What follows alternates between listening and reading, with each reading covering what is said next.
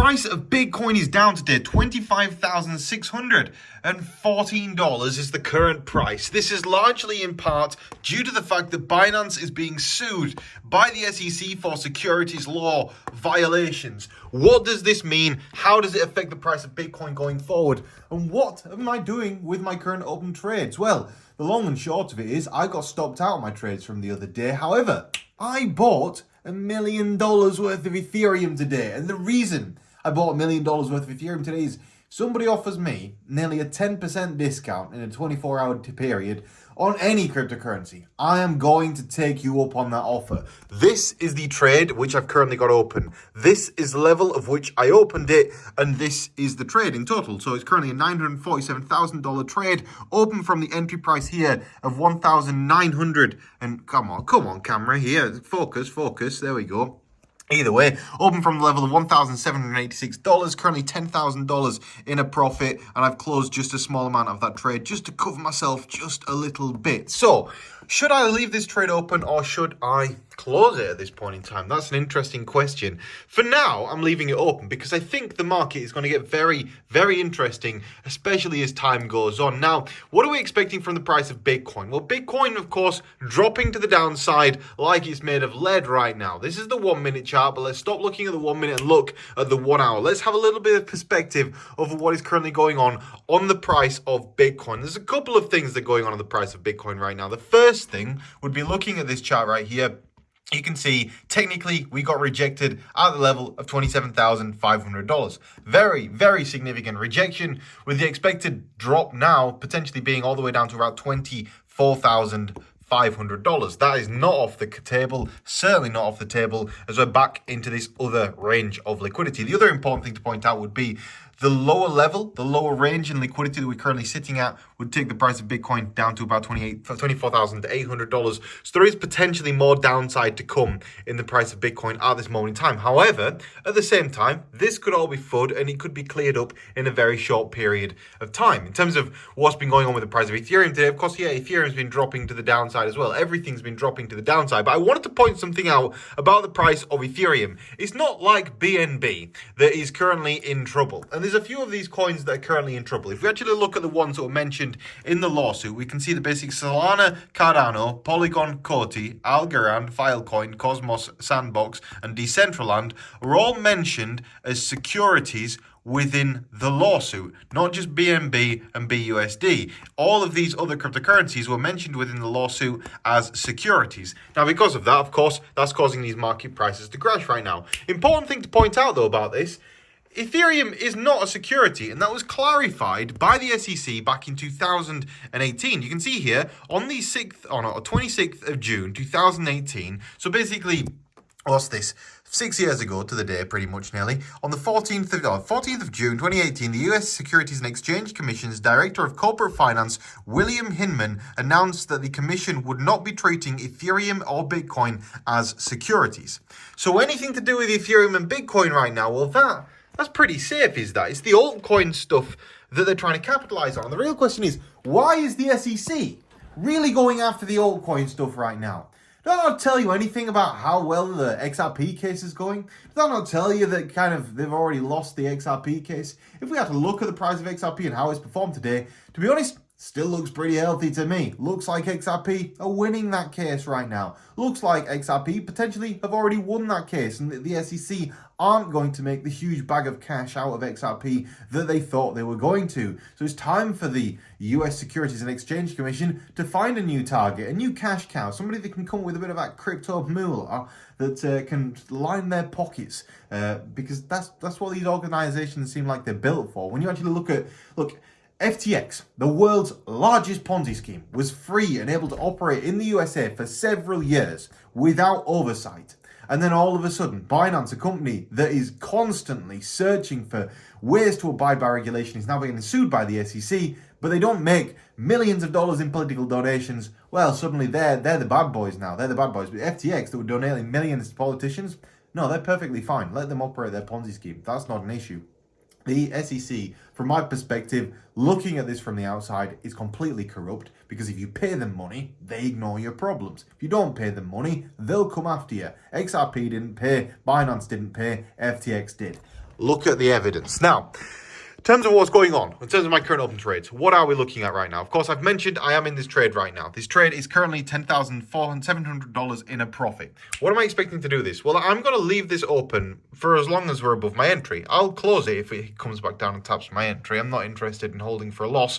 As it sits right now, though, a steep recovery could potentially be on the cards, especially for Ethereum, with this news here, back from 2018, with the SEC declaring Bitcoin, Ethereum are definitely not securities. That's one of the reasons why, if you look at versus Bitcoin right now, Ethereum has been rallying like crazy ever since this news broke. If you look at the hourly chart right now, you can see that Ethereum has been spiking to the upside. It looks really, really healthy as far as price charts go right now, does the price of Ethereum. And to be honest, we're approaching a break of this final level of resistance, and a break of that final level of resistance. Well, I've been talking about it for a while now. Let's just zoom out on the chart a little bit so I can explain a little bit.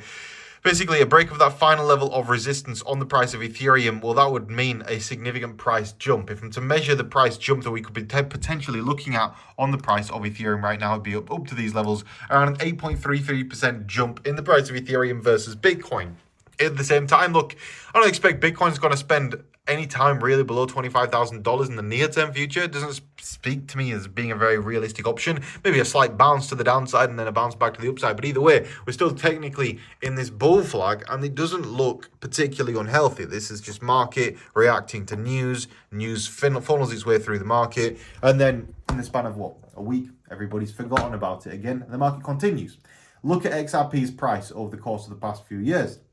It's not been down in the dumps. It's still a multi-billion-dollar cryptocurrency. It doesn't really affect things that much. So in terms of, do I expect that this is going to continue to affect things going on in the future? No, this should be pretty short-lived news. I don't really worry about it too much, to be honest. But let me explain a little bit about what is going on with this. Basically, Binance already have said that they tried to negotiate a settlement with the SEC before the regulator chose to sue. Binance has responded to the Securities and Exchange Commission's charges against the crypto exchange and its CEO, stating that the crypto exchange tried negotiating a settlement with the regulator. The crypto exchange accuses the SEC of abandoning the process and wanting to make headlines. Interesting. I'll keep you up to date on this story. If you want to read more about this stuff, go to cryptosavingexpert.com right now. Read up on it. You won't regret it. Now, in terms of what's going on in the crypto markets, well, of course, the DXY has been dropping to the downside today. I suspect this news, and again, look, this is when Binance news hit.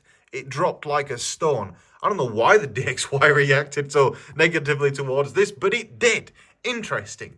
And it's particularly interesting because when you scroll through this list right now of all the different stocks and stuff that I've been trading recently, and you look at some of these particular stocks, such as, I don't know, Wells Fargo, down 1.4% today. Bank of America, down 0.45% today. Barclays, down 0.63% today. HSBC, down 0.21%. Credit Suisse, down 0.95%. All of these major banking organizations, they're all down. Now, is this ultimately just one big distraction technique from the SEC to take your eye off the ball, to go, stop looking at the banks? Please, stop looking at the banks. Crypto is the bad one. Is that what they're doing? Because to me, that looks like what they're doing. Because we all know, when you look at these bank balance sheets right now, the banks are failing. They are broken. There is too much money locked up in mortgages. There is too much money locked up in housing. I'm putting my stuff up for sale right now. I don't want to be holding on to property in the near-term future. Don't think it's the best investment right now. For long term, yeah, sure. Short term, no, absolutely not. Far too much money is locked up in mortgages and debt. The issue with that being that currently, so let's use Bank of America, for example. They hold about 40% of their reserves in mortgage bonds, and they hold another 30% or 25-30% of their reserves in property. So with them holding around, what's that? It's about 65% of their reserves are currently associated in some way with property. If they had a run on their bank and say 10% of the people wanted to withdraw from their bank, that's fine. They can service that 10% of people. But they can't service anybody after that because there isn't the funds to pay those people out. They would then have to start liquidating mortgages. They would then have to start selling assets. What happens when a bunch of people put something up for sale? The price goes down because the market becomes more competitive and there is more selling than there is buying. At the same time, if housing prices then start declining, in the job market which we have right now, I mean, the job market looks okay. The job market looks pretty decent.